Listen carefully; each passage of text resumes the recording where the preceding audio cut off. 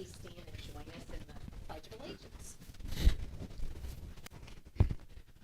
I Pledge allegiance to the flag of the United States of America and to the republic for which it stands, one nation, under God, indivisible, with liberty and justice for all.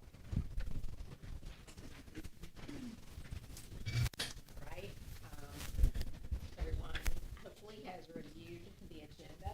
Are there any questions or comments about that? Is there a motion to approve the agenda? So moved. And a second? Second. Discussion? All those in favor say aye. Aye. And no? Okay. All right, now do I turn this over to you for the election of chair? Yes, ma'am. So this is our organizational meeting that we do at the beginning of each calendar year. And at this time, I would like to open the floor up to nominations for the position of school board chair. I'd like to nominate Ms. Boyd as Okay. chair. Any other nominations? Okay, do we have a second to that nomination? Second. Okay, at this time, would you mind taking a roll call?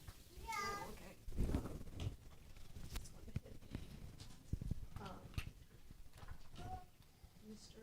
Calfee Yes. and Mr. Dobbins, Yes? Ms. Sween, Yes. Ms. Winter, Yes. and Ms. Boyd. Okay, thank you very much. Congratulations. Thank you. All right, and now it's time for the election of vice chair. Mhm.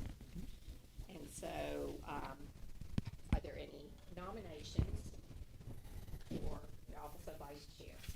Madam Chair, I would like to nominate my colleague, Ms. Jane Swing. All right, Ms. Swing's name is on the floor. Are there any other nominations? Hearing none, is there a second? So moved. Second. And you ready to roll call for this? Mr. Calfee, Yes. Mr. Dobbins. Yes. Ms. Sween, Yes. Ms. Winter, Yes. and Ms. Boyd. Yes. All right. Got that taken care of. Ready for our showcase. All right, I would like to welcome to the podium Mr. Adam Simpson. He's the principal at Radford High School for tonight's school showcase. Thank you. Good evening. Thank you for having me. So we are kicking off our second semester here, and this is the first year that we've transitioned to our block schedule. So we've had great success with that. Students and staff have had positive feedback on that. And so we wanted to hear, we've just kind of heard that anecdotally, so we wanted to measure that from the student perspective and how they were perceiving the block schedule. And then we added a few other items onto the survey just to get their perspective on some other things going on around the building. So I shared the results. You all have that in advance, the results of the survey. You should have. Well, I can go over them in detail with you. Sorry about that. But I was pleased with the results. Just wanted to share them with you, and I'd be happy to answer any questions that you all might have. So there was the 20-question survey. The first 13 questions were specifically about the block and just their perception of how that is going. Questions 14, 15, 16, and 17 are related to lunch. The reason for that is because our class president, senior class president, came and asked me some questions about lunch, and I said, hey, let's talk to the student body about that, and let's take a closer look. So I told them we'd include those questions in the survey. And then the last few are a little bit more serious, talking about bullying and what the students' perception of that is. So just trying to gather, as high school students, we really want to hear their voice. It's their school, we want them to have ownership and have a say in some of our decisions. So I just want to summarize real quick, 1 through 13, those are the questions on block schedule, so that they could respond with strongly agree, disagree, or strongly disagree on each question. And so on all 13 questions, the lowest, so I'm just combining strongly agreed together. So they were between 55 and 82% in the positive range on all 13 questions, which was great. So that just shows me overall that they are, of course, there's no perfect schedule and change is difficult, but that the transition's gone relatively well. So I was just going to go one at a time and go through them with you and see if you have any questions for me. Yeah, sure. So first one was just that the 4x4 semester block makes it easier for me to manage my schoolwork. This was actually the top scoring question for students at 82% either agreed or strongly agreed, which makes sense because they're taking 4 classes at a time. They might only have 2 core classes and 2 electives, and so that was one of the benefits that we saw, and it's showing the kids are recognizing that as well. Number 2, longer class periods help me understand the course material better. So that was about 67% agree or strongly agree.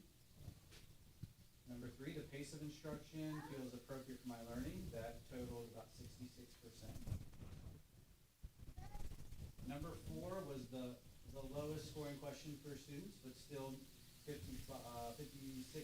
of students said that the schedule helped reduce their overall stress level. So they still have things in their life.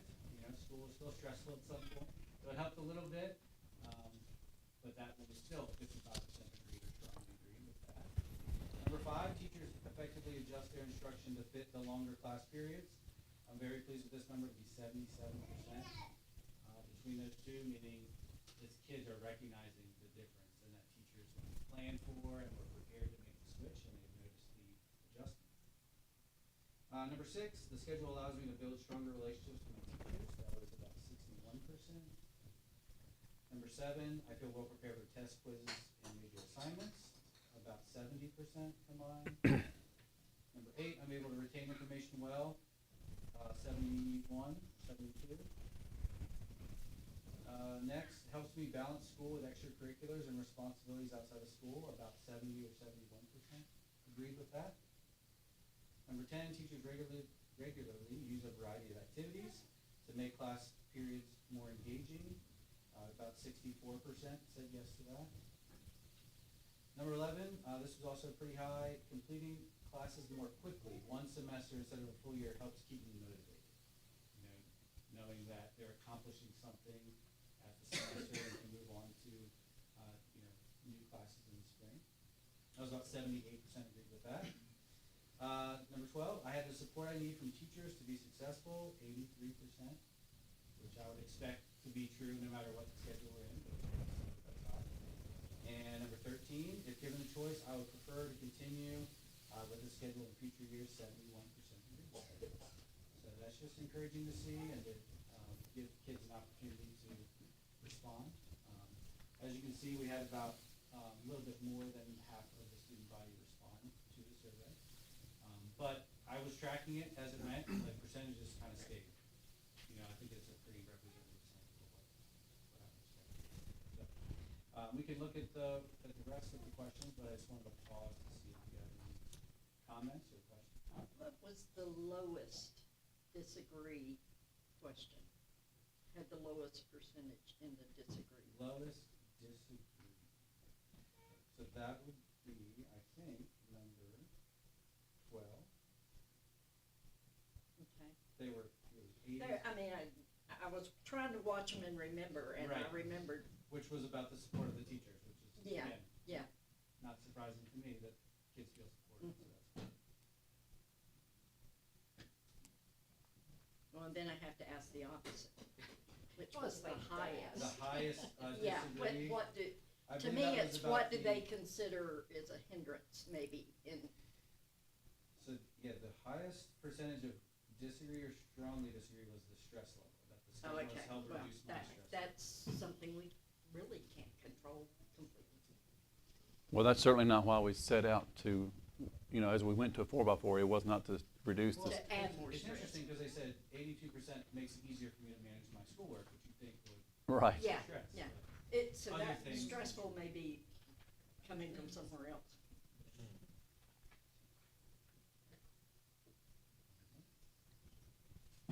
So the next few questions were about lunch, and students were requesting more time at lunch, so I told them, hey, we will collect the information and we'll reflect on it. It is difficult, it would be difficult to make any kind of change mid-year, of course, but we certainly want to hear their opinions. I have a theory. Well, they're not using their cell phones now, so they have more time to talk and eat. They like more time to talk and eat. Would that sound about all right? I agree. So, I have enough time to eat lunch every day, so we were about 40% thought they had enough time to eat lunch every day. Lunch lines are efficient and well organized. They have, this does not reflect on our staff, but we'll have to look into that and dig into why they feel that way. They seem to flow efficiently to me, but the kids perceive that. Number 17, I have enough space in the cafeteria to eat and socialize. 58%, I'm sorry, I skipped one. Enough time to socialize with friends. If we could go back to 15, I have another theory. They're used to the Chick-fil-A model, which can get you in and out in no time. We don't have that luxury. Especially if there's a popular meal that day, we got 2 lines. Sure. Enough time to socialize with friends. Didn't do the math on this one. 54% disagreed with that. They could socialize while they're waiting in line. Right. I think there's probably some of that. And then enough space, 59% felt they had enough space. So, definitely something to think about and consider. We have some parameters. Any time out of lunch would be taken away from instructional time. Of course, we want to maximize instructional time, but certainly something we can keep in mind for the future. All right, and then the last 3 questions, 18, 19, and 20, were related to bullying. I took off 19 and 20 for this. I'll explain in a second. 18 just said, have you noticed anyone who may have experienced bullying? So 26% said yes, and 74% haven't. So, it's good to see that, of course, the higher number is no, but still 26% is a significant number that we want to look at more carefully. 19 and 20 were more specific. Is there anyone that you think that we need to check in on? And so we got some names and some situations that we're going to follow up with. So that was good, really good. When you give an open-ended question, you never know what you're going to get because we're respectful and everything. Do you have any suggestions for how the school could better address bullying? And kids had some good thoughts. I just wrote down a few of them. More strict consequences when bullying occurs, kids said. Maybe have an assembly to talk about anti-bullying. Incorporating student voice, doing campaigns with pledges, saying things on the morning announcements. And then their probably the most common theme was teachers and peers being aware and stepping up when they notice. So certainly some really good thoughts. And that's why we like to ask kids questions, because they have really good thoughts and ideas, and we want to incorporate that into our decision making for the future. And sometimes kids are harsher than you would expect them to be in terms of what they would expect to be done. It's always interesting. Ms. Simpson, I'm curious if you've pursued adapting this survey and providing it to the teachers and staff. Because I think they're great questions. Perhaps a few tweaks with the question of, stress related to schedule could get some clarifying answers, but have you considered utilizing that tool with the teachers and staff as well? Certainly a good idea. We hadn't done it, I think partially just because we made the plan together collaboratively and made the decision, and we're in it, but I still would love to hear. Yeah, I just think it's kind of a, obviously, Well, now that pre-implementation, then post-facto, just to kind of get a pulse check. Yeah. I'd be curious about that. And They've lived it now for a semester, so Yeah. that might change things.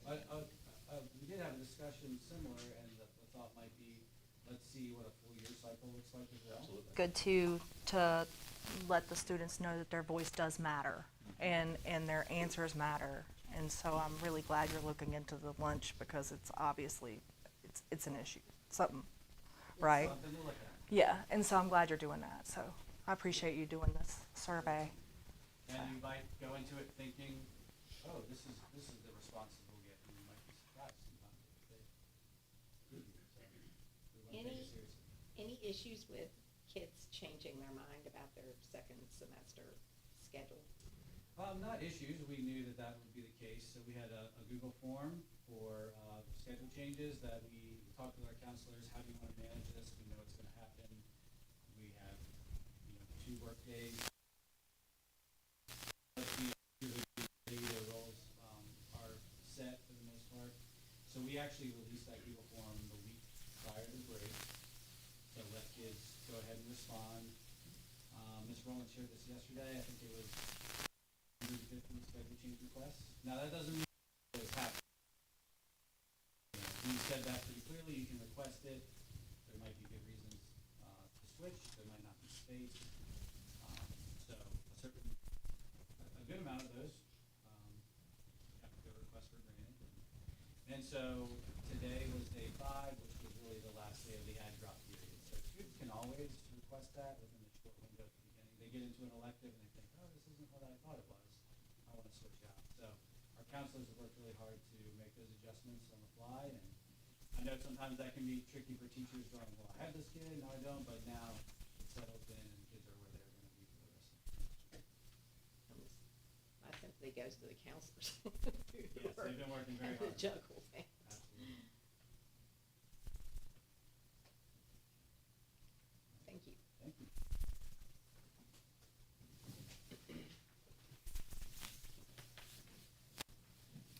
Okay, let's take a look at consent items.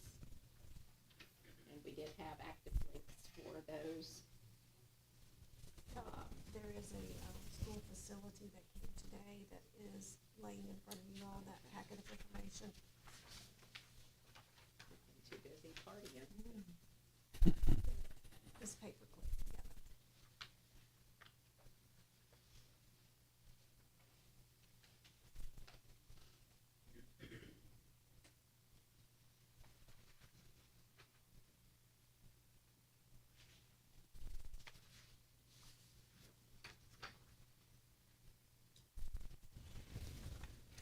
Are we ready to? Do you remember That's a link. Mm-hmm. Is it?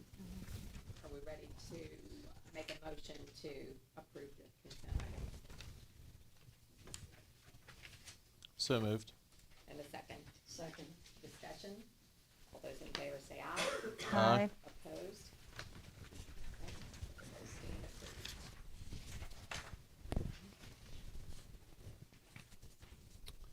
All right, so this is a really special time of year. This is when each school chooses their teacher of the year. And we celebrate and we eat and we just make all over them, which we're happy to do. This year, just like last year, Dr. McDaniel has taken the reins on this project. He's done a great job.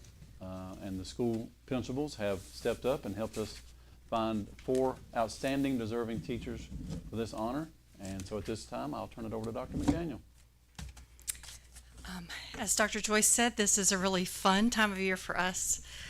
We do it at this time of year because we want to give one of our teachers an opportunity to move forward for the region Teacher of the Year and then the state Teacher of the Year potentially as well.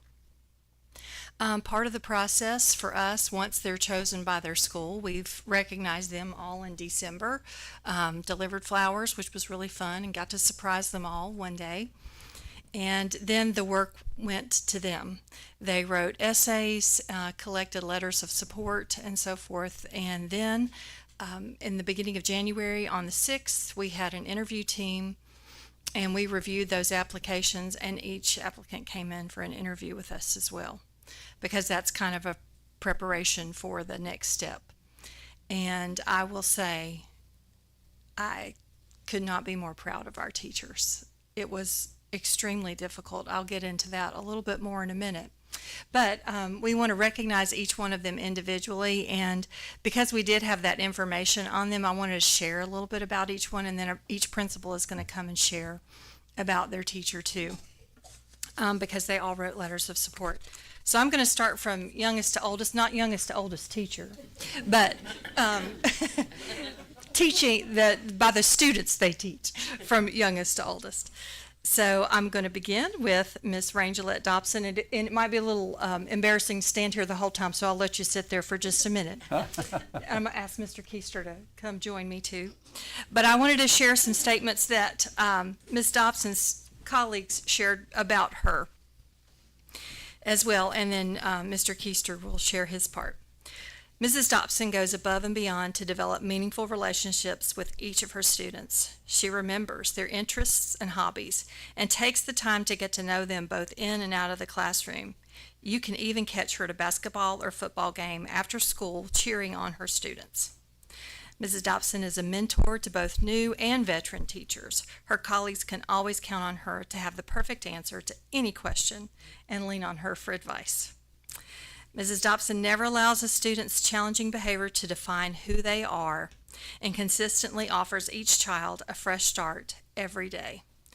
Mrs. Dobson is a wonderful asset to our second grade team. She's been an excellent mentor and always makes sure that she has time to be there for when her team needs her. Mrs. Dobson supports not only her students but also her colleagues. She has an open mind to any collaboration, which allows for all team members to have a voice and work to problem solve together. She always makes you smile with her kind heart and personality. Go ahead. Yep, your turn. All right. Well, first of all, I'd like to congratulate all the recipients up here tonight. It's a fabulous group of individuals, but I am just a little bit biased about my own here at McHarg. When you walk into a classroom and instantly feel at ease, you know something special is happening. There's a quiet kind of magic in Miss Dobson's second grade classroom at McHarg Elementary, and you really do feel it the moment you walk in. So tonight, I am honored to recognize Rangelette Dobson as McHarg Elementary's Teacher of the Year. Her work speaks for itself in the calm and positive learning environment, in the high expectations for students, and in the way each and every student is known, valued, and deeply cared for. Her classroom feels like home, and her students know they belong there. Rangelette teaches with a quiet confidence and a deep belief that all students can learn, have value, and deserve everything this world has to offer. That belief shows up in the relationships she builds, the care she gives, and the way she holds high expectations for every child who walks through the door. She doesn't teach loudly or flashy, but her impact is immeasurable. I've seen it firsthand.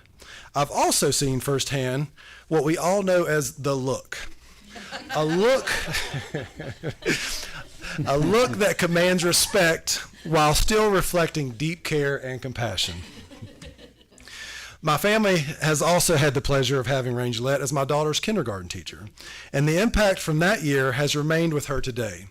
Some of the traits that I believe that were taught in this early part of her development were curiosity, strength, independence, and a love for learning.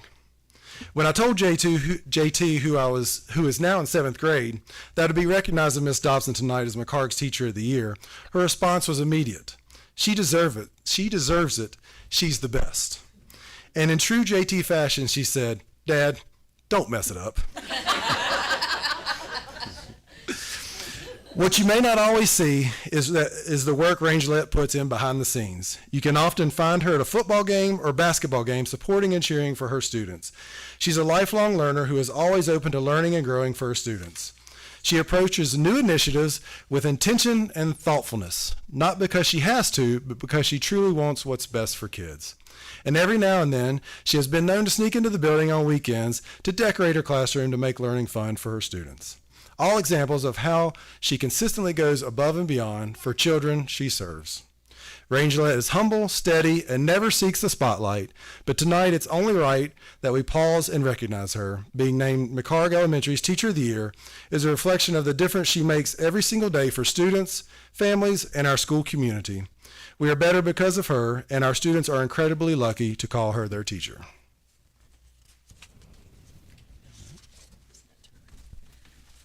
Okay, Ms. Dobson, if you'll come up. Let me get a picture.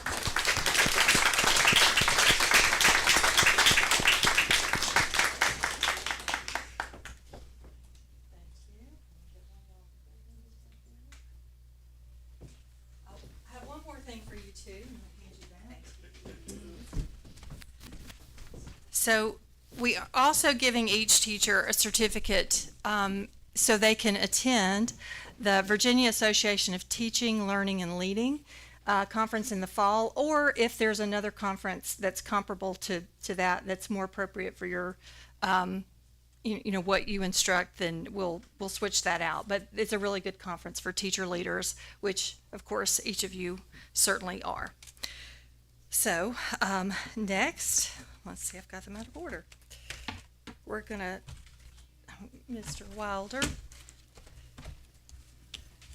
Now I've lost my note. Next, I'm going to share a few excerpts from some of the letters for Miss Maddie Shepard. One of her colleagues, who's also an administrator, said, Maddie is a strong instructional leader who consistently demonstrates a deep understanding of curriculum, best practices, and student needs. Her classroom is a model of high expectations, engagement, and meaningful learning. Students thrive under her guidance because she combines academic rigor with genuine care and support. Maddie exemplifies what it means to be a Teacher of the Year. She's committed, reflective, student-centered, and always willing to step forward for the betterment of her school. Another colleague said, beyond the classroom, Madison is a dedicated leader and role model. She is consistently the first one in the building and the last one to leave, always putting in the extra time to support her students and her team. Her work ethic is unmatched, and her commitment to excellence sets the tone for those around her. On a personal level, her impact on my teaching career cannot be overstated. In my first year of teaching, she was my lighthouse in a sea of confusion. She guided me, supported me, and helped me find my footing as an educator. And finally, another colleague said, Ms. Shepard is the consummate professional educator. She is invested in her students, the mathematical content she delivers, and the community she serves. Ms. Shepard consistently meets or exceeds the expectations for professional learning at the local level and takes the initiative to go beyond requirements to follow national teacher leaders, reading and studying their work to improve her own teaching practice, especially regarding classroom management. And then I'm going to turn it over to Mr. Wilder.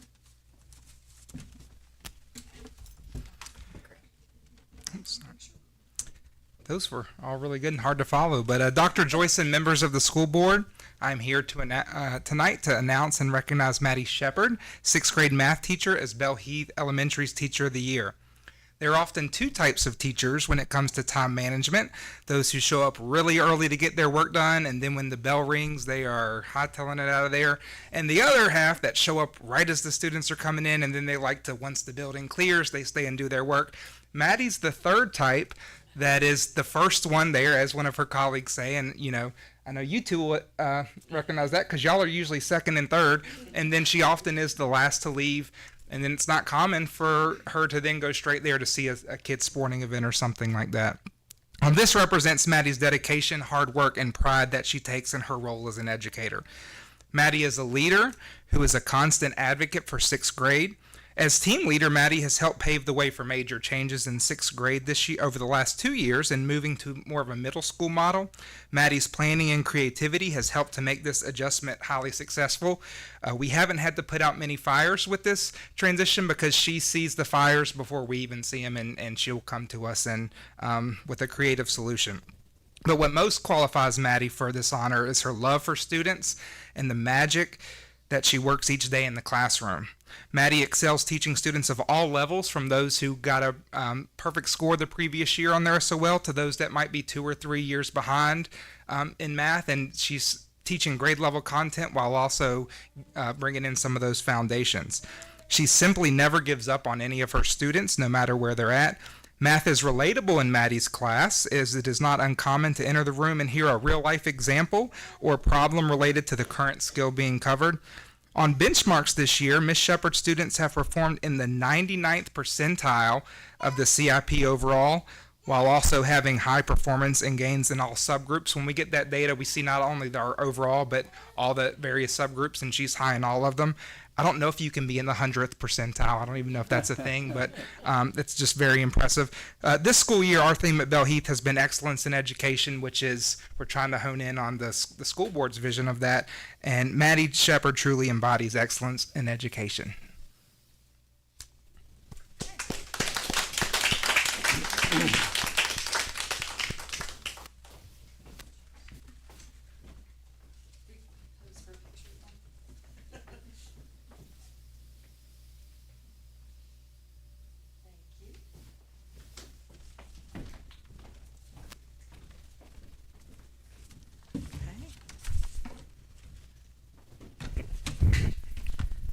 Okay, the next teacher we're going to recognize is Miss Shannon Ferguson, and I'm going to be reading both parts of this because unfortunately Mr. Freeman has a family emergency and he couldn't be here tonight, and then Miss Ray is covering the ball game at the school tonight too, so neither of them could be here.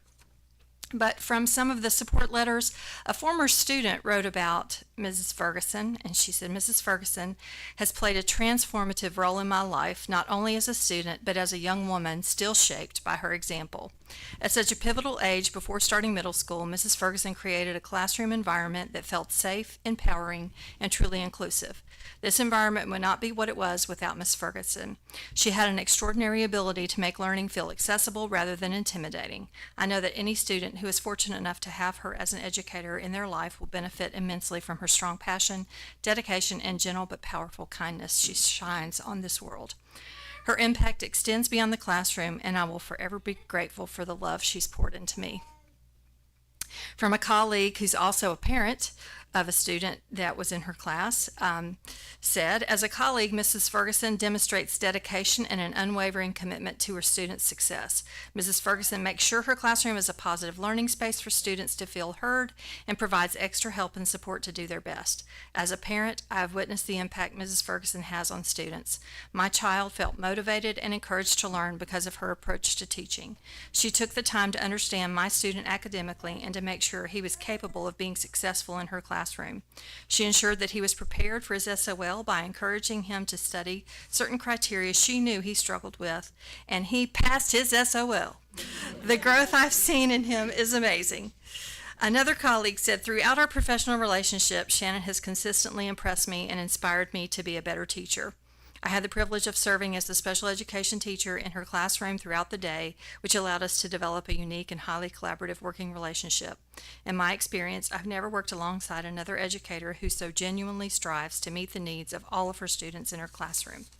And then I also have a letter from Mr. Freeman.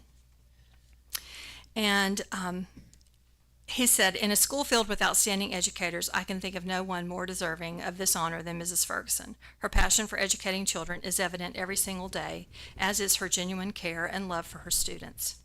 During her 3 years at DIS, she has taught English 7 and Advanced English, and she's also served as an English enrichment teacher, providing targeted remediation for students who need additional support.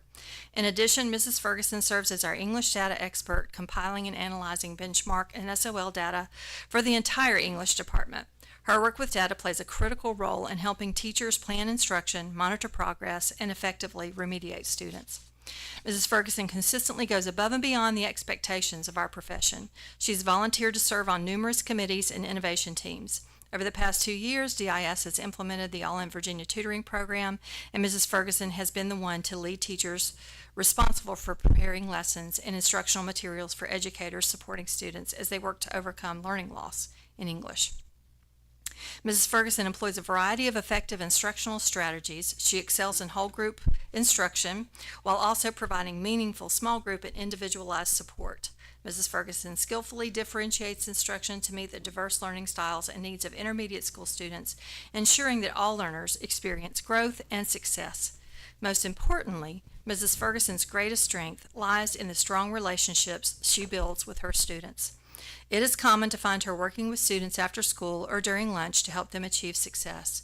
She engages learners, maintains impeccable classroom management, and fosters curiosity and a love of learning. Mrs. Ferguson truly has the heart of a teacher, and her dedication to her students and curriculum is evident from the moment you walk into her classroom. I am proud to have Shannon as a member of our DIS faculty, as she exemplifies everything a great teacher should be. And that was from Mr. Freeman. So, Mrs. Ferguson.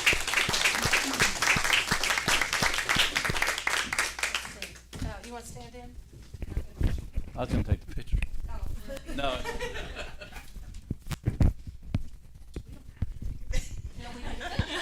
Everybody gets a picture. Yes, I'll let you hold that. Thank you.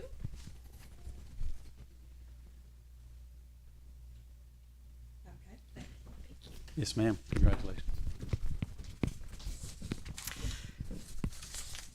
And last but certainly not least, we have Nicole Scartelli-Sykes.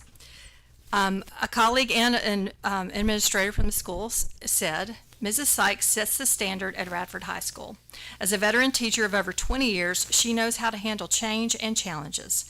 To grow the World Language Program and provide unique opportunities to our students, an exploratory language class was offered to 7th grade students. Mrs. Sykes jumped at the chance to teach these students and help them find their passion of language early. This past year, Mrs. Sykes approached the administrative team about teaching dual enrollment French. This includes all new lesson plans and working with New River Community College, but she was up for that challenge. And a parent wrote, I am writing to offer my wholehearted support for Mrs. Nicole Sykes as Teacher of the Year. My son was in Ms. Sykes' French class for 4 years, from 2021 to 2025. From the very beginning of this time with her, it was clear that she is not just an excellent educator, but also a genuinely kind and caring person who is invested in her students' overall and well-being. What sets Ms. Sykes apart is the way she connects with students as individuals. She creates a classroom environment where students feel seen, supported, and encouraged to try, even when learning a new language feels intimidating. Her genuine care for her students fosters confidence and curiosity, something that was evident based on my son's enthusiasm for her class. And a former colleague said, what defines Mrs. Sykes is her student-first mentality. She is consistently the first person to volunteer when a colleague needs a hand or a student requires extra attention. Her willingness to help is not just a professional trait, it is a core part of who she is. A couple of years ago, my father was hospitalized and I had to miss work unexpectedly. Nicole stepped right in to make sure to help, and she made my time away from my classroom as seamless as it could have possibly been. Her unwavering support and hard work to keep everything running smoothly were invaluable to me, and more importantly, for my students. Whether staying late to provide extra guidance or pivoting her schedule to support a peer, she approaches every task with a yes and a smile. Mr. Simpson?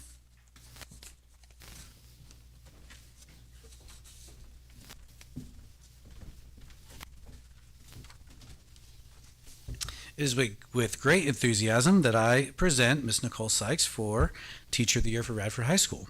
Ms. Sykes serves as a French and Spanish teacher at Dalton Intermediate and Radford High School, and her impact on students, colleagues, and the school community is exceptional. She consistently demonstrates instructional excellence and a strong commitment to student success. This year, she took on the challenge of teaching a new dual enrollment French 4 course. Her willingness to lead this new course reflects both her deep content knowledge and her dedication to expanding academic opportunities for students. Beyond the classroom, Mrs. Sykes is a passionate advocate for students in school culture.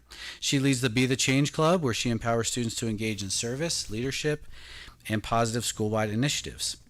She also demonstrated initiative and creativity by securing not 1, but 2 classroom grants from the RHS Foundation this year. Perhaps most notably this year, when students were enrolled in a virtual Spanish 2 class without an assigned teacher, Mrs. Sykes stepped in to ensure they were supported. She provided supplemental instruction with a particular focus on spoken language, helping students build confidence and proficiency that would not have been possible through independent virtual coursework alone. Her willingness to support students outside her assigned responsibilities speaks volumes about her professionalism and commitment. Mrs. Sykes exemplifies the qualities of an outstanding educator: instructional excellence, leadership, innovation, and an unwavering focus on students. Her contributions to both DIS and Radford High School have made a meaningful and lasting impact. She is deeply deserving of this recognition as our Teacher of the Year. Congratulations.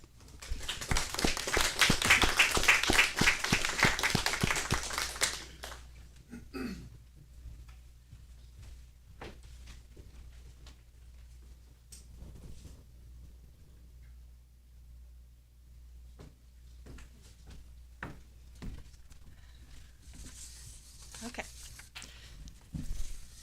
So, like I said, we had a team that did the interviews, reviewed all of the application components and everything. And as you can see and hear, all of these teachers share a few common traits: high expectations, strong instruction and leadership in their buildings, and most importantly, a commitment to students and relationships with their students, going above and beyond to know every student and treat them as an individual and a special person, and to make them feel like they're seen and wanted in their classrooms. So we could not be more proud of all of our teachers, and it was a nearly impossible task for us to make a decision. But In the end, we had to make one, and I'm very proud to announce that our Radford City Division Teacher of the Year is Miss Shannon Ferguson.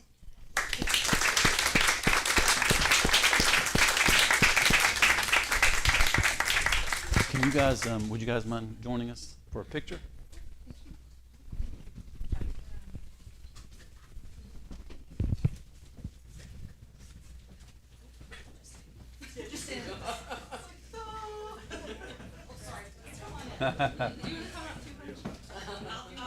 Yeah, you should come join her. I'll get one up here. I'll send it to you.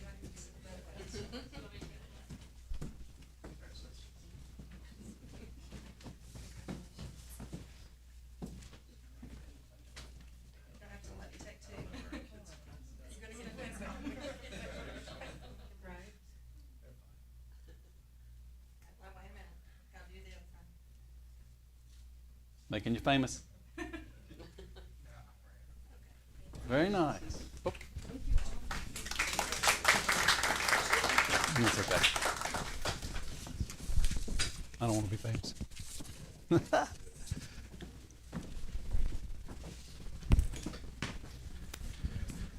Dr. McDaniel and her team worked really, really hard. She came to me after the interviews. I said, well, how did it go? And she said, I don't really want to talk about it because it was one of the most excruciating decisions that she's had to make. It was so fun, though, Right. to get to hear their story. Sure. So we're very excited to have Ms. Ferguson represent the division. Thank you, Dr. McDaniel, for all your hard work and your team. It's quite involved. Next item on the agenda is the budget update for the coming fiscal year 26, school year 26-27. We began this process back in December officially with our public hearing, and now is the time that we meet with our division leaders and principals to see what it is they would like to see in their budget for next year.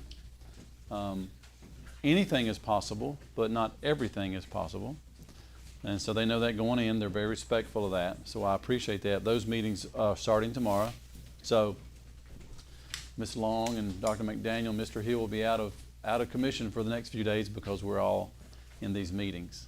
But it is a good time of year to decide what is the best way to serve our staff and students. So I'll be updating you each meeting, of course, but along the way, maybe between meetings as well as things progress. So we have the governor's budget. We have our calculation tool. We have our LCI. The local composite index has dropped a bit, so we'll see where all that leads. I think the budget that's presented by the governor is probably not where we'll land at the end of the session, but we'll be prepared either way. Questions about the budget so far? We had a really productive meeting today, I would like to add, with city representatives, including the mayor and the vice mayor and the city manager. Ms. Winter was there, Mrs. Boyd and myself. Ms. Long was there along with their financial folks too. So it was a very productive meeting, and there are more of those to come. And that's really the only way we're going to get things done, is to just keep meeting until we land at a budget. The next agenda item came to me from the Attorney General's office, and they've asked us to recognize and bless this model resolution that has been presented by the governor. I'll read it in just a moment. It doesn't take a vote, but I do want the board to be supportive of this resolution. I'm not going to read the entire thing. You have it in front of you. Governor Youngkin has released Executive Order Number 48, combating anti-Semitism and anti-religious bigotry in Virginia public schools, with the stated intention to reaffirm the Commonwealth's commitment to safe educational environments free from discrimination and continue to act against anti-Semitism and anti-religious bigotry in Virginia's public schools and institutions of higher education. I think that's something that we can all get behind, but I did want to present that to the board at the behest of the Attorney General. And if there are questions, I'm happy. I'm not sure I'm the person to answer them, but I'm happy to field those. All right. So this week we are happy to be celebrating with the School Principals, Virginia School Principal Appreciation Week. This week, we join school divisions across the Commonwealth in celebrating Virginia School Principal Appreciation Week. This is an opportunity for us to recognize the leadership, dedication, and service to our students by our principals who play a vital role in the success of our schools, students, and families. Principals guide effective instruction, support staff, build strong relationships with families, and help ensure that our students have safe, welcoming, and engaging learning environments. Their work is complex and demanding, and we are grateful for the steady leadership they provide every day. I know of no other job in this division or any division that has the same positive, direct impact on students like that of a school principal. This week and every week, we extend our sincere appreciation to each of our principals for their commitment to our students, staff, and community. We're proud of the work they do and thankful for the difference they make. So if you would please join me in recognizing and celebrating our principals during this week, Virginia School Appreciation Week. I'm very proud of the job that our folks do.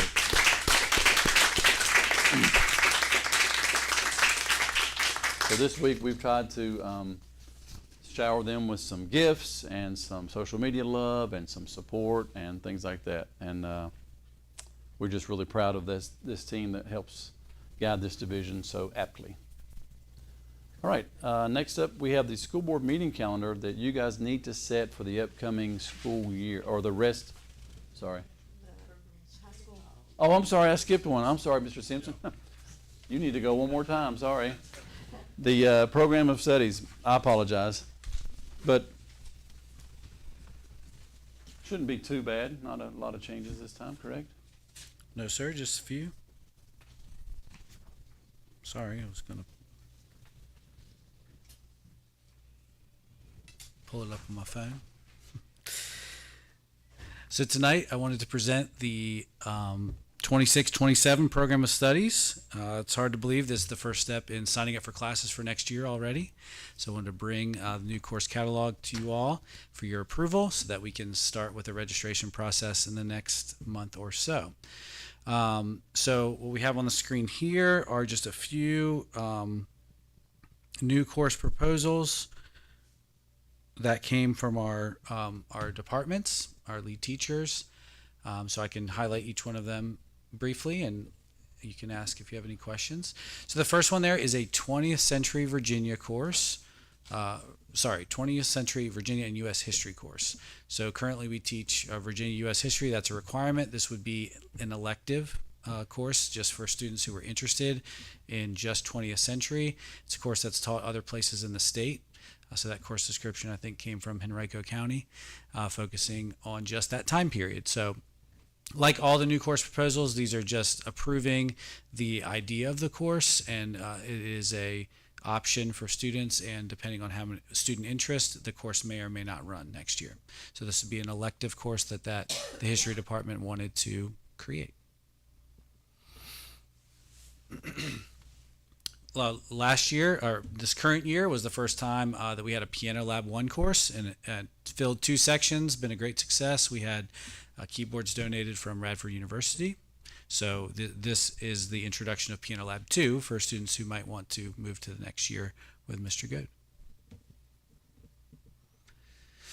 So the next 2 courses are calculus courses, and really this is just a slight rebranding of these courses. So you can see on the left, DE Calculus 1 is what we currently have.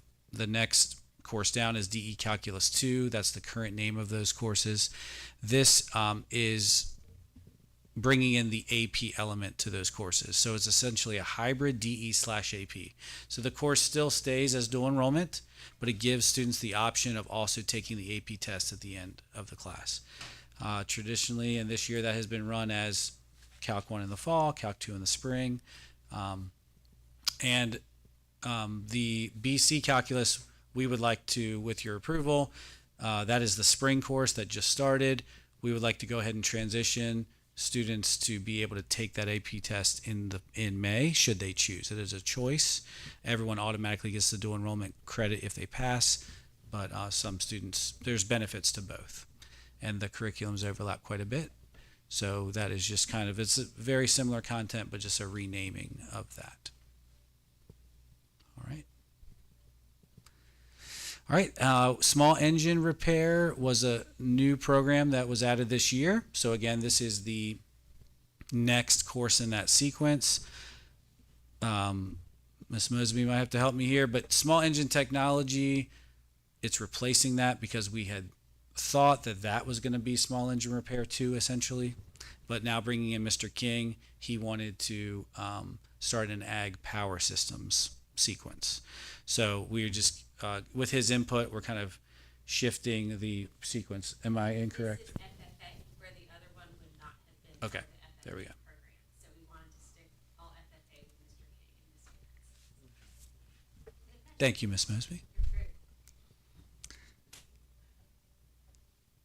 And then that would be Ag Power System Advanced would be the next one in that sequence. So we want to go ahead and that would set up a 3-year cycle for small engine repair and the another route for ag students.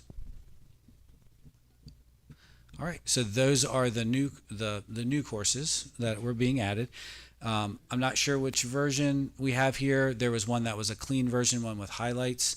The highlights were just the updated language. There were not many changes, but some things. For example, the add drop period used to be 10 days because of year-long calendar. Now it's really 5 because the semester is progressing at a quicker rate. We have. I don't know if we're going to go through all 82 pages. The changes were not drastic, so if you had any questions, I'd be happy to answer.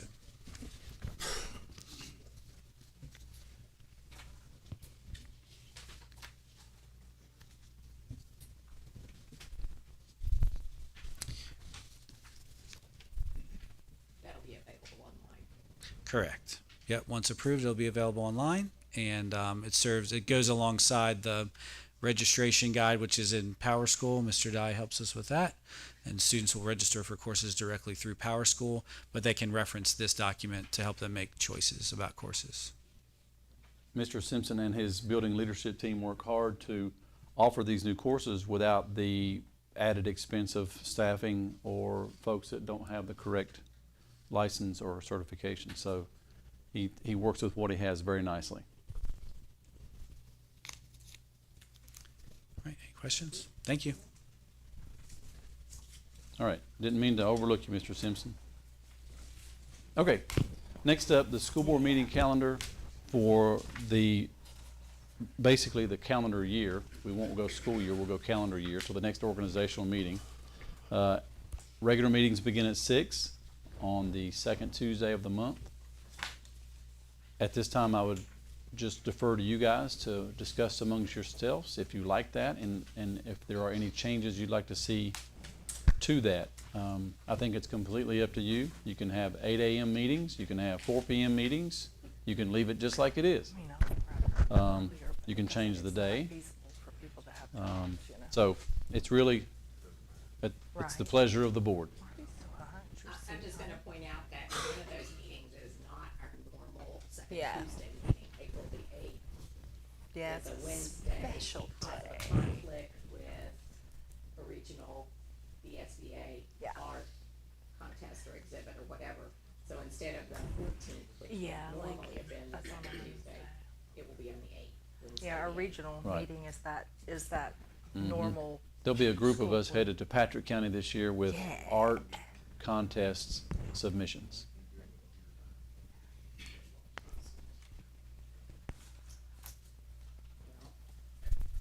All right, is everybody good with the time? Hmm. Are you good with the time? Are y'all good with the time? Yeah, I think it's, I mean, from my opinion, it's been one of those things, it's been 6 o'clock on the Yeah. same Tuesday. I mean, Seems like forever. Right? It's kind of one of those, it's not broke, don't fix it sort of things, in my Yeah. opinion. And if you do, be ready to come pick us all up and bring us in. Lots of messages, phone calls from the community and everything else. I mean, I've just adapted to it over the last 30 years. I don't see a reason to change unless someone else has a burning desire to do something different for the sake of doing something different.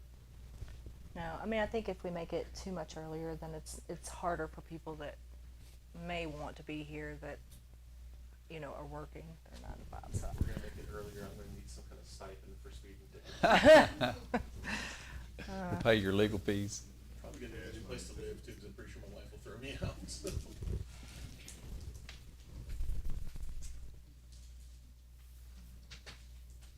Hearing none, I know I had a discussion with some about the possibility of reversing the order and putting, closed session first, maybe a little earlier, but we kind of agreed that that puts some time constraints on the discussions that we're having during that time, and it makes it unpredictable. Right. There'll be very few instances where you will right out of closed into open smoothly. Yeah. You're either gonna be a few minutes late, or you'll have some time to kill. I know other divisions do that. I don't know how good it works for them, so.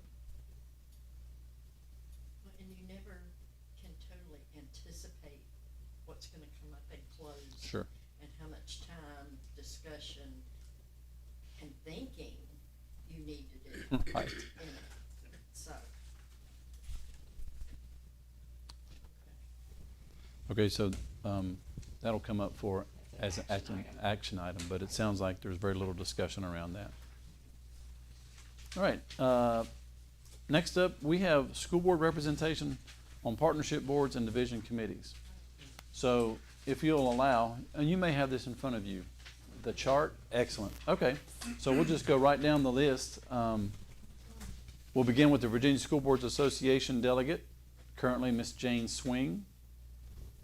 So I think we'll just open that up for discussion, and you guys can talk amongst yourselves.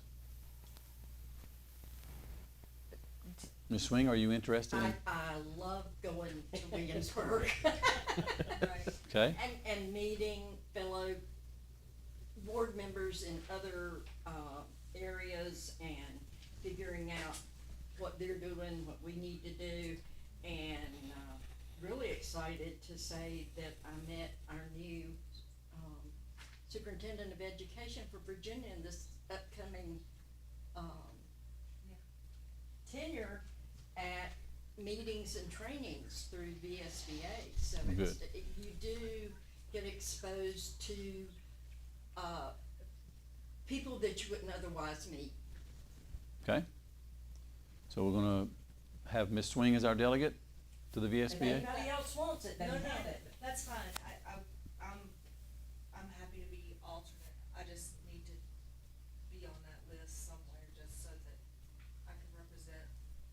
Right, because you hold a district position. Yeah, cause I'm vice chair. So which brings us to our VSBA alternate delegate.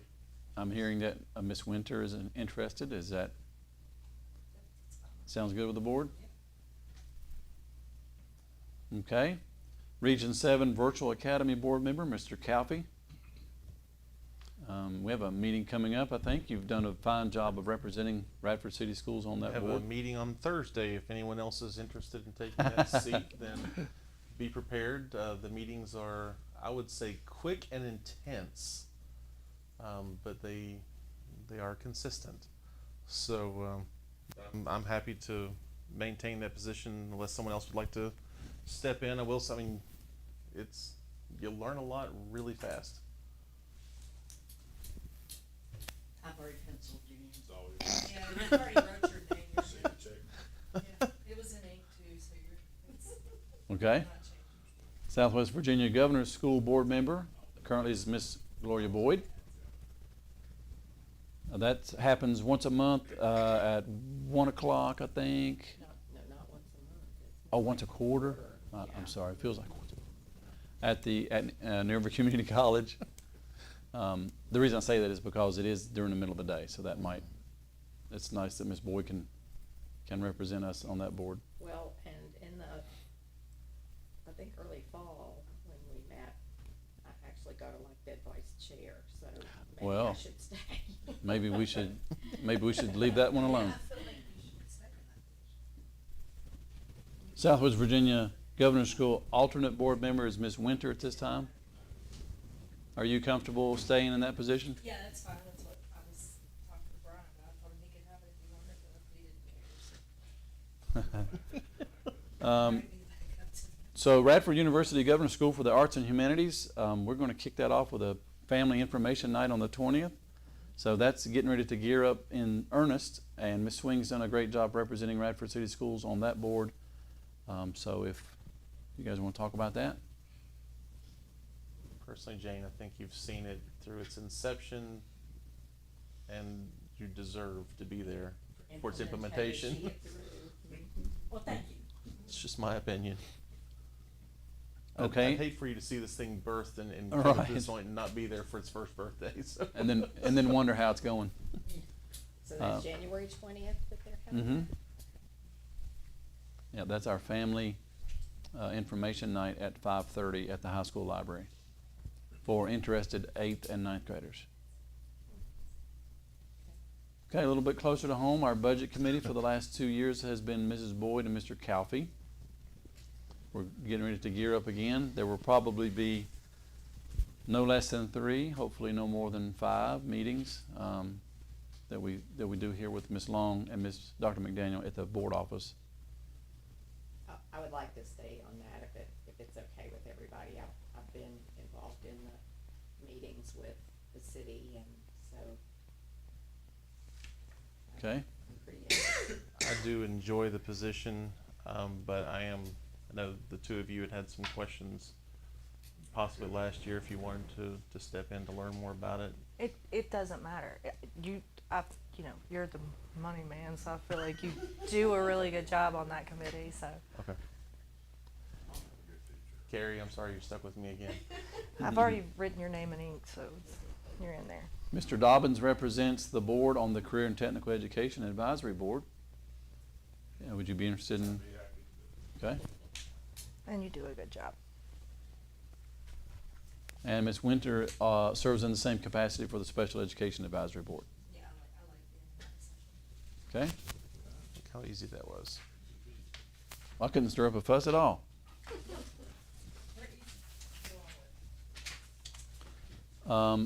This board is going to have a workshop on January 23rd. Basically, I'm just announcing that in open session so that it's a public knowledge. It'll be posted and announced for part of our 6-year comprehensive strategic plan, follow through with Dr. Siebert. So on the 23rd, we will be meeting.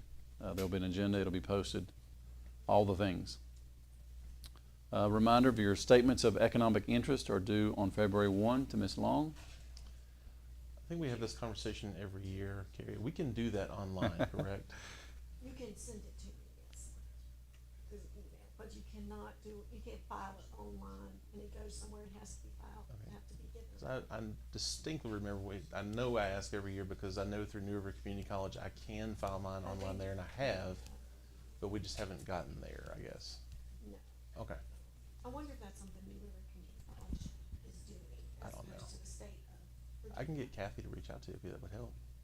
I just think it would be less paperwork on you if it's something, unless it's just, because I know I do have to log in to the website and I complete the form there. It's not something I send to Kathy. Okay. So if that would help, I mean, Yeah, sure. you know. You can give her my email and we can connect Sure. and talk about it, but for this year, it okay. probably won't be online. If Right, you, now, I sent you mine electronically. Yes. That was okay, right? Yes, I have that one. well, if you wouldn't mind just email me mine last year because it's exactly the same. Okay. So, Does anyone else want their one from, okay, everybody, I saved mine. it's not lazy. I'm just that boring. It's, Right. I told her I wanted to make sure I gave the same answers every year, cause the information doesn't change, but my mind might. always answer C. Mine might. You guys should have in front of you or had a chance to see the annual report on field trips taken in 2025. I'm happy to answer questions about those. Mr. Dye, the enrollment, attendance, and student behavior, that should not take too terribly long. We haven't been in school very many days, but I'm happy to field questions. We're hanging tough over that. For whatever reason, I've decided that 1,600 is the magic number, and we continue to hang tough at the 1,600 and above mark, so we're happy about that. I couldn't tell you what the total number is, but maybe Mr. Dye can tell us. No, not really. We believe you. Let's go to the next page, if there aren't questions about this page. 3,000. When do we turn in our state? Isn't there a date when you Right. do that? March 31st is a really important date for enrollment for school divisions. So, And that's what is used to determine budget things? right. Correct. Yep. Oh, and your final payments for this current fiscal year. March 31st. All right. Oh, thank you, Mr. Dye. Okay. Now that you did that, can you switch to the next page? District attendance for the month of December. Bill Heath, he came by tonight to pick up his accolades. Very nice. There you see in front of you the data for December, including letters, meetings, petitions, and court hearings. Starts to ramp up a little bit that time of year and from now on. But we're very happy with the job that she's doing. There's some year-over-year data.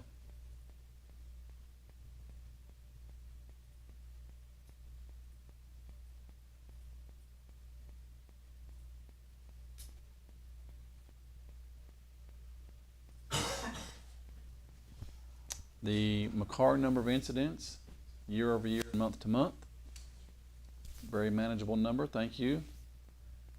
Bill Heath, very nice number there at 5. Again for Dalton, pretty quiet month. And the high school also a very respectable number. Thank you, Mr. Dye. I don't have any policy updates for this meeting, but I would like to welcome to the podium Mr. Grimm with capital projects updates. I feel like I'm last, so I should keep it quick. You're not last. Best for last. That's a really nice presentation, Brian. Thanks, Brian. If you want to go ahead and put that back up for me. Updates for 2026 for us. You can scroll down if you'd like. The stop arm cameras, that actually needs to be updated. We did have 3 incidents since the start of this semester. They've all been reported to the city of Radford. We don't try to pry as to what they're going to do. We just share the information and kind of go from there. But those have already taken place. So the drivers are being very quick to report those to us, and we relay that information pretty quickly. Facilities needs assessment. We are moving along the scope of work. We talked about this last month briefly, just to kind of give us an idea where we are, what the highest priority of our facilities need, estimated repair costs and forecasts of the life of some of our equipment. Brian, if you'll scroll down for me. We've already released that. That went out on December 19th, right there at the end of the semester. And today we had 5 different companies show up to do a walkthrough with us. So we will be receiving at least 5 proposals moving forward. That was a nice 3.5 hour long meeting, which if I look tired, that's probably why. But it was really good. We got good information on both sides. And so now we'll be moving through. They have another week or so to get questions back to us. About 7 days after that, the proposals come in, and then we start reviewing everything and getting some presentations back. I'm pretty excited to see who he'll be working with. Actually, the firms are some local ones spanning all the way through across the state. I think one of them, Harrisburg, and maybe one out of Baltimore as well too, just a little bit interstate wise. So we're moving along through that one. Looking forward to that process. The ADA compliance audit, we actually had them on site December 15th through 19th. I had an individual who was here every single one of those days at the high school and DIS campus, going through, collecting some data. They're now reviewing that, writing up the report for us. We expect to have that by the next school board meeting. And then we got the quotes in to move forward with doing the other 2 schools. So hopefully we'll be able to move forward with those as we try to get everything in place. And then closing codes. So it was my recommendation that we go back and look at our closing codes to make sure, and basically what it says here. So the safety of employees, students, stakeholders remains the main objective for any closing code. They were currently doing that. We are looking for clear communication with default expectations that also allow for flexibility and adjustments when needed with clear and concise communication. Expectations for employees remains the appropriate to the conditions present. While expectations may vary, they remain equitable for each 12-month employee. So one 12-month employee may not be asked the same thing as another. We usually ask more of our maintenance and custodian in these incidents. The ability to return to regular scheduling, functions, and activities in the division is the division's goal. Utilizing employees to support the return to normalcy may require directing employees to perform duties outside of their normal routine. So that's what I need to be able to communicate to my folks within operations. So it really does not impact too many people. If you'll scroll down for me, Brian. We made a chart just to make it a little easier. You might have to zoom in a little bit, or maybe it's just my eyes. But we basically went from a code 0, which we had 0 and 1 before, and added a 2. It gives us a little more leeway as to what our default communications are, but every time we communicate out, this is what the default expectation is, and then we could be asking more of an employee based upon that. When we look at code 0, that typically means stay home. It's a state of emergency, but we may need to call somebody in. If that is the case, we would like to be able to do reimbursement for those employees who are asked to come in because of the hardship and safety issues. So you'll see that I have my big word down there that we looked up online, remunerated. Thank you. That when like if we call custodians to help move some snow to get a start on it before the next day, they are reimbursed for that in an appropriate wage or for what it would be above what they're currently making. If we go code 0, basically we're saying everybody stay home and get paid, but some of you we may be able to call in, and because of that hardship, we want to be able to reimburse them for it. And then code 1 is typically like our old code 0, and then code 2 is like our old code 1, but we're being very clear that we may be allowing certain activities and things to take place. So it's just kind of opening it up and broadening it a little bit. And I like the table because that's the way my brain works, and you can kind of see what the difference between one to the other is and how it stair steps as you go through. And then we have the language version too that is usually seen online, which just blows my brain away, and I have to go back and make a table for it to make sense. So there you go.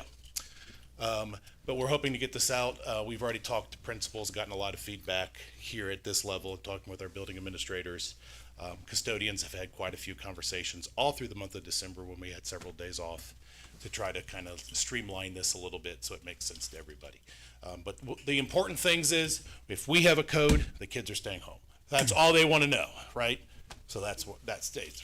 Excuse me, that stays the same. I have two things to say. One is I appreciate all this hard work, and it was a lot of hard work because every snow day we had, we were basically reinventing the wheel. We're having to solve the same problem with a different variable every day. So this is going to simplify that. The bad news is we don't plan on any more snow days. Yeah, we're done. So this may just have to be tabled until next fall. There'll be no more bad weather. In fact, we were scheduling for Thursday, and we decided to take that off the weather forecast. So yeah, it'll be cold, but there'll be no precipitation. I'm sorry you did all this for nothing. Oh, well, I mean, that's all right. That's why we do things sometimes, so we don't have to do anything about it ever again. Right. Yeah. You both realize by having that conversation. No. No. We're all good. We've used up, 4 days already, so we don't have to use any more. You know what's gonna happen? 6. I don't know. I'm trying not to keep track. It makes me sad. Thank you, Mr. Green. Thank you, everybody. Ms. Long, if you wouldn't mind leading us through our financial update.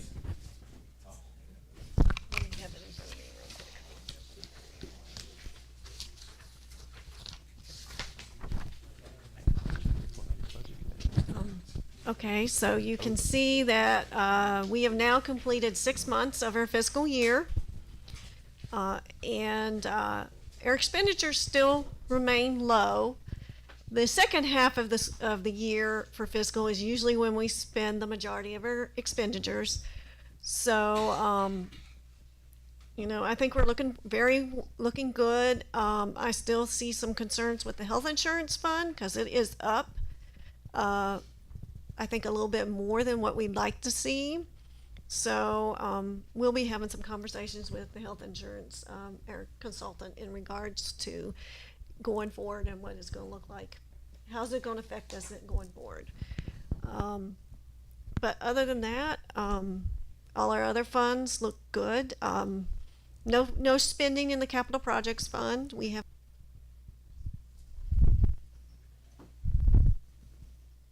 Thank you for keeping us straight. Okay. Us straight. Okay. All right, that's all I have. Okay, report to the board members, I'll say that Cole Martin had another commitment, was unable to be here, and his substitute also could not be here tonight. So, we will go straight to you all. Anybody? So, a couple things since the last update we had, since we kind of skipped over that in December due to timing. The holiday season, as it is always a very, very busy time of year for all of us. Newburgh Community College had their meeting there. We were recognized again as a division and assisting. Lots of good opportunity. Dr. Joyce, I know, actually, I think all of us attended the inauguration of Dr. Brandon back in the fall, so we missed that opportunity to recognize him. It's great to have him on board. Continuing another year, for better or worse, I was reelected as the vice chair of the board up there again, so we will get some updates throughout this year as it goes. And hopefully in the spring we'll have that meeting. Last Region 7 meeting was fantastic. I think it was a total of 17 minutes this time. So we'll wait and see what happens on Thursday, but there is a lot of good information that passes along there. Anytime you guys would like some updates, I do keep a separate folder for that. So things that went along with that, there was same thing, reporting the fiscal agent, as well as approval of adding the Cyber Academy as a provider, and some hourly support that was added into the virtual academy. So it's quick, it's efficient, it's virtual. You know, it's kind of the way that works through that. So I'm very excited about the meeting coming up, and I will update you guys in the next meeting with that. But something that was on my mind throughout the holiday season, I'll just mention, is kind of a personal note. I think this was a great opportunity, especially now since we're coming on a new year. We end the year, we're coming on to a new one. It's a great time to remember where we were, where we are, and where we're going. So those are all the things that we're building towards as you look at the big picture on our agendas. It did occur to me through personal reasons this past year exactly what that means. So where we were, we've grown a lot, I think. I think we've all kind of talked about that independently. You know, there's been a lot of changes happen, and you know, a lot of changes throughout their entire district, you know, frankly. Where we are, I'm excited. You know, I think we really are standing at the beginning of something amazing and wonderful, and we're all doing it together, so thank you all for that. There's a lot of challenges in our community, there's a lot of challenges in our state, our Commonwealth, and our country, and our world, for that matter. But I've said for years past, you know, so goes Radford, so goes the world, and I could only wish that upon them, because I think Radford, at least Radford City Public Schools, per se, is in an amazing position, and I'm very excited about our future. I'm very excited to see where we go with the leadership we have and the folks that make that happen. You know, all of you folks in the back there that make it happen every day for our students.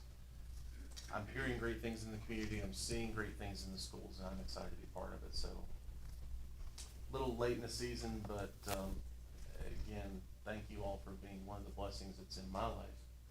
I do appreciate being allowed to be on the journey with you. Well, speaking of seeing things, so why does everybody laugh when I get to talk?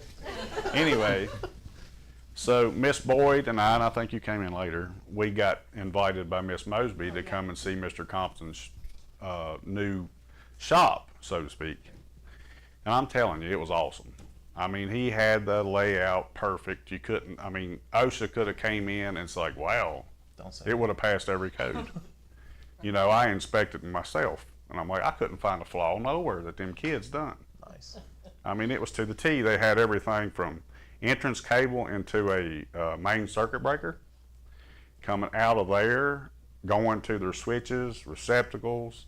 I mean, it was just awesome. They had water lines with the PEX going into, it was on-demand water coming out of there and to where a sink would be, down to the toilet.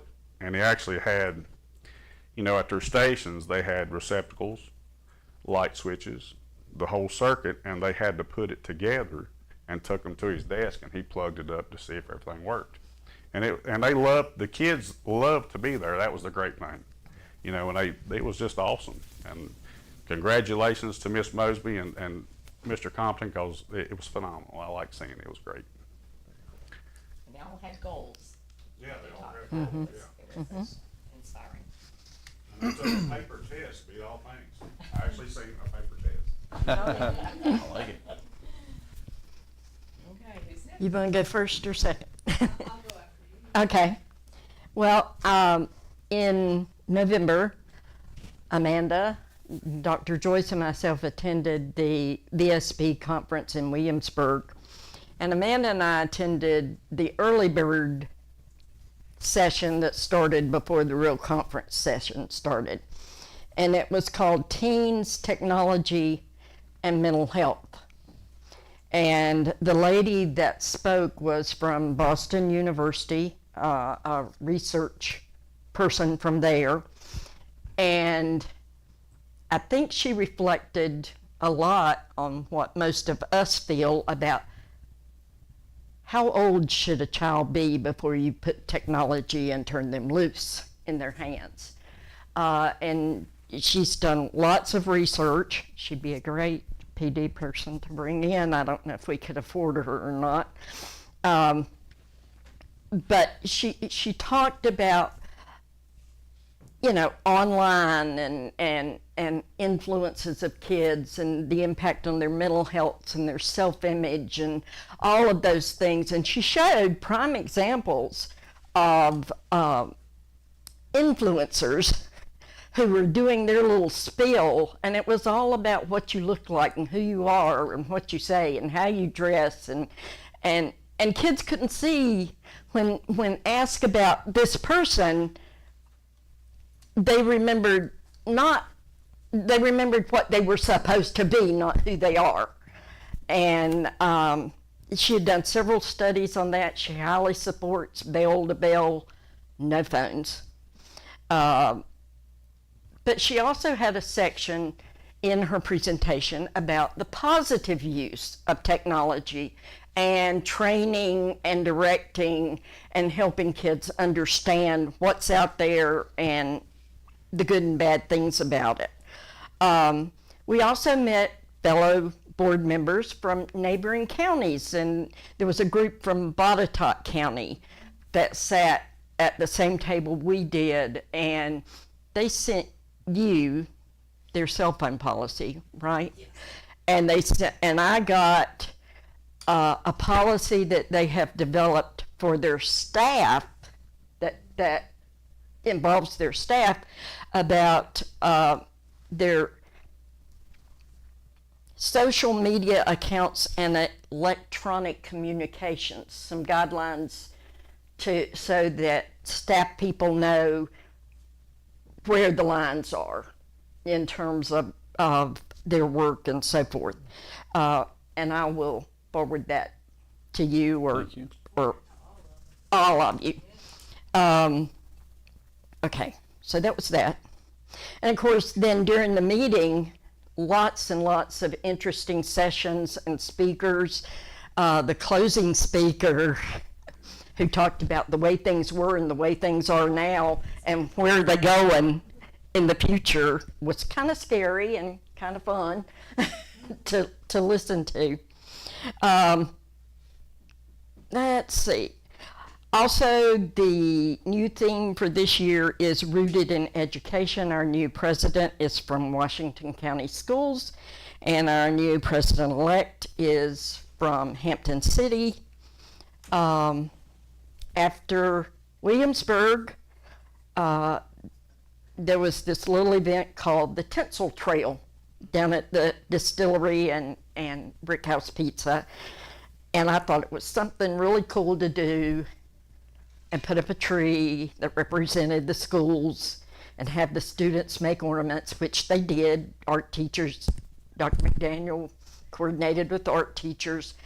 Originally, the plan was for 25 trees.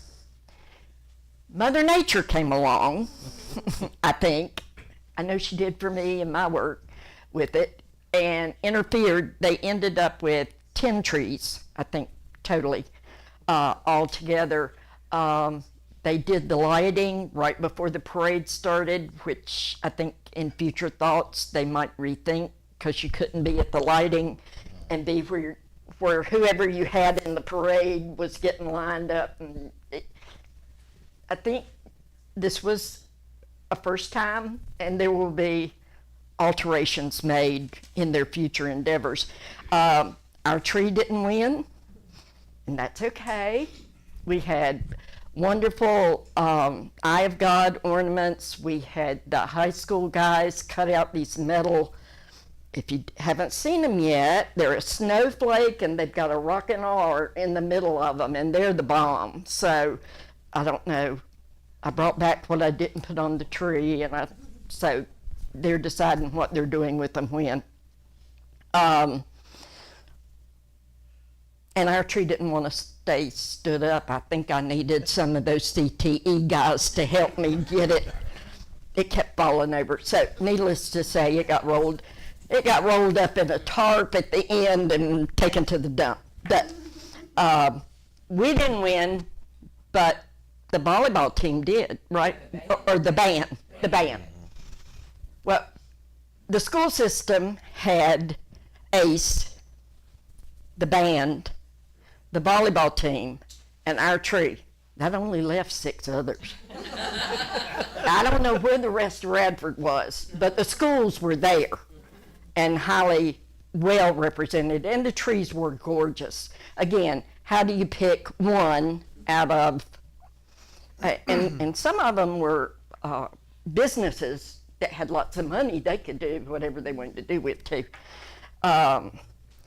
So after the tree was the CTE graduation ceremony out at New River. I wanted a hard hat so bad. Right. I mean, those students, you couldn't smack the grins and smiles off of their faces.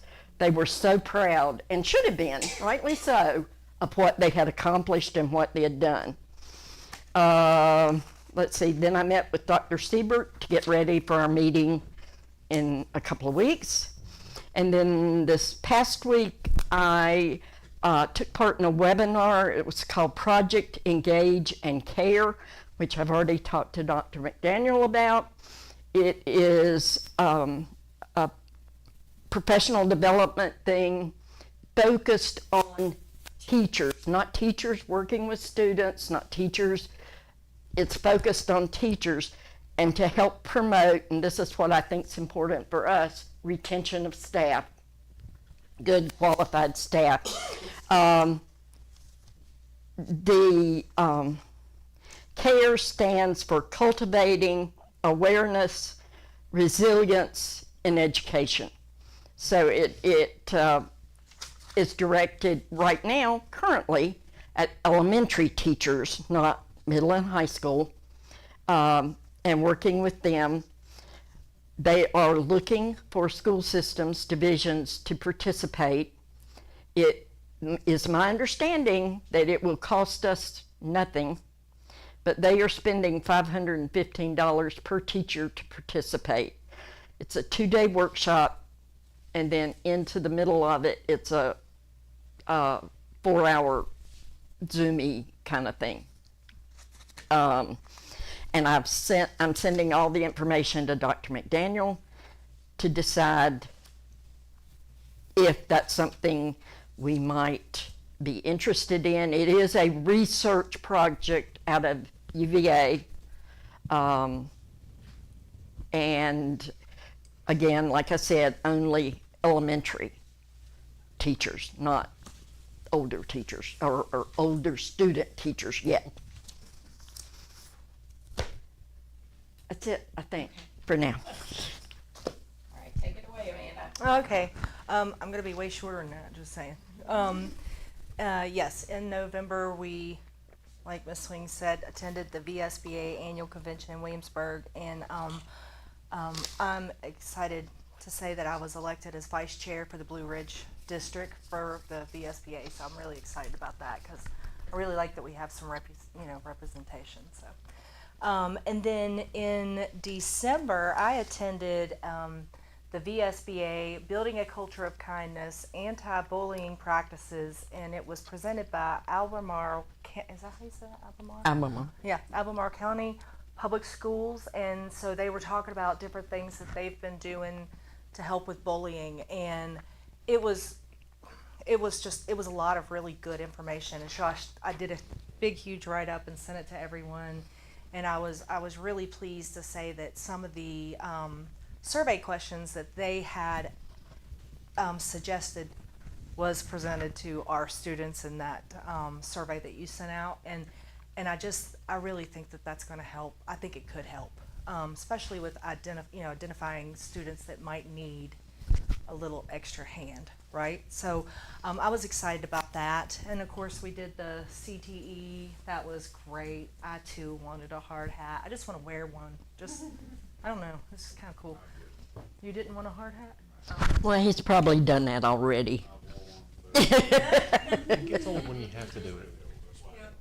And then going to Mr. Compton's classroom, that was just, it was, and of course, my mom hat came out because my son was in one of his classes. So when I told him that, he showed me the exact work that my son had also done, and it was kind of neat to see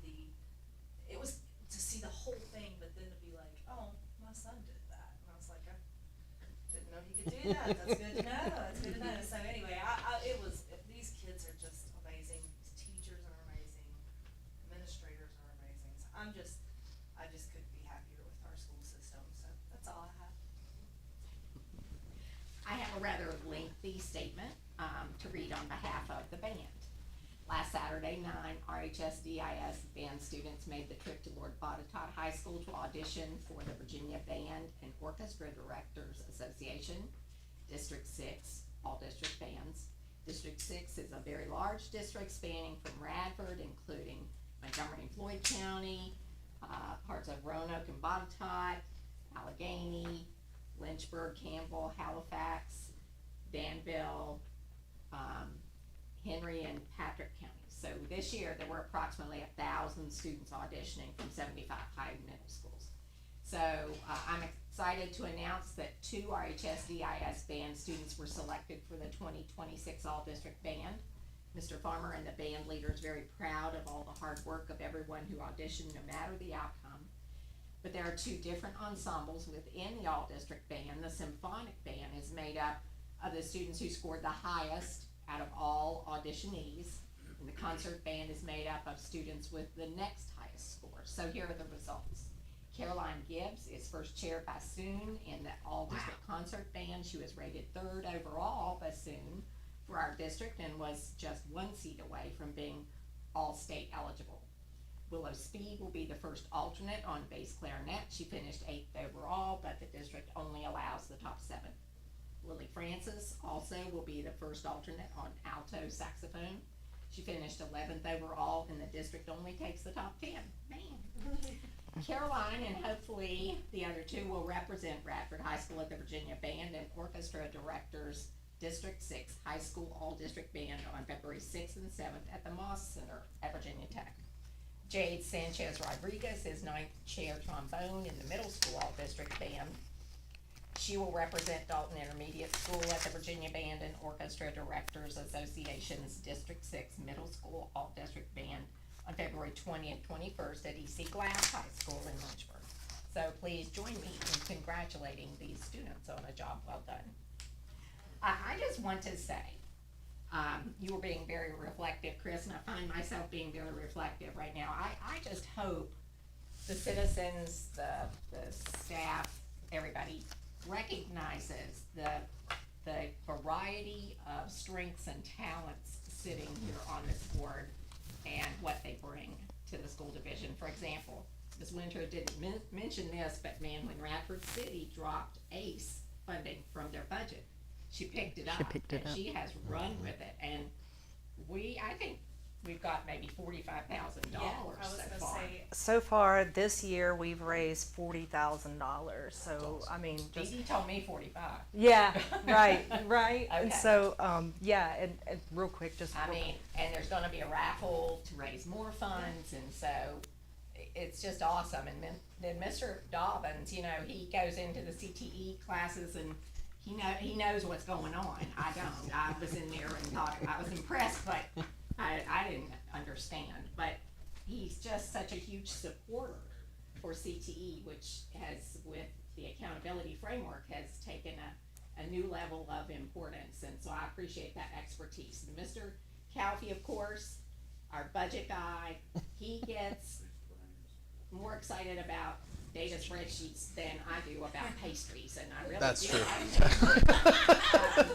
It's, you know, that level of understanding. It's embarrassing that that's true. You know, that is so valuable. And then the swing just told you all the things. She picked up the lead on the Tinsel Trail tree and saw it awesome. from beginning to end, and we're all participating in professional development. You know, teachers do professional development. Well, we do too, and some of us get real excited about it and search it out. And I just want to say what a pleasure it is for me to serve with these people, because we complement one another so well. Okay, that's all. Along with you, Gloria, you do it. Yeah, Absolutely. Okay, all so of our emails test that. That's right. She keeps us on point. Yeah. are you ready to, oh wait, we got action items. All right, Mhm. surplus, we do have surplus, is that correct? Is that? There's a packet, yes. It Yeah, is. there was a You couple gotta- items. Oh, yes, thank you, Mr. Dye. Okay. Not much to really think about. If I may, since I read through it, if you look at the condition, I love that so much. Because to me, again, to That's important.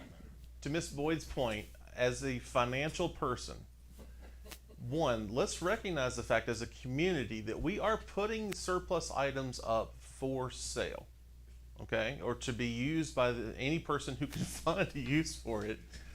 But whenever you go into, look at the last item, 18-inch woodworking bandsaw for sale, used, missing everything. To me, this says there is a label that says that it's an 18-inch woodworking bandsaw and nothing else. But if you are interested in owning this fine item, loved by many, it too can come to your home. So as a financial person, I love this. I'm like, you know what? That's what public school is all about, folks. We find a solution. Yeah. Is there a motion to approve the sale of these surplus items? So moved. And a second? Second. Discussion, all those in favor say aye. Aye. Opposed? Okay, school board meeting calendar, we had discussion about that, we're leaving things as they are. So do I have a motion to approve that? So moved. And a second? Second. Discussion, all those in favor say aye. Aye. Opposed? All right, we have new RHS course offerings as presented by Mr. Simpson. So is there a motion to approve those? So moved. And a second? Aye, second. Discussion, all those in favor say aye. Aye. Opposed? And I believe that's it, right? Okay, so if you will read us into closed session. I move that the board convene into closed session pursuant to section 2.2.3711A to discuss the appointment, resignation, and retirement of employees of the school board, and pursuant to section 2.2-3711A8 to discuss consultation with legal counsel employed or retained by a public body regarding specific legal matters requiring the provision of legal advice by such counsel. Nothing in this subdivision shall be construed to permit the closure of a meeting merely because an attorney representing the public body is in attendance or is consulted on a matter. All right. Is there a motion to accept this? So moved. Second? Second. Discussion, all those in favor say aye. Aye. Opposed? We are in closed session.